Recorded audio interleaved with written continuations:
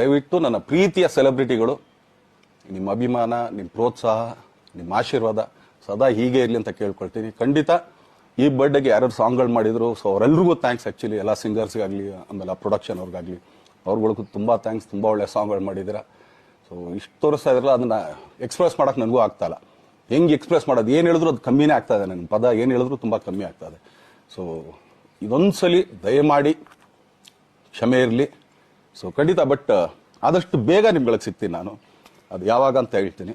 So ಅಲ್ಲಿವರೆಗೂ ಮೊಟ್ಟೆಗೆ ಹಾಕೊಳ್ಳಿ. ನೀವು ಹೆಂಗೆ ಆ್ಯಕ್ಚುಲಿ ದರ್ಶನ್ಗೆ ಹೋಗ್ಲಿ ಪಾಪ, ಆಯ್ತು ಇದು ಸಲ ಬಿಟ್ಬಿಡೋಣ ಅಂತೇಳಿ.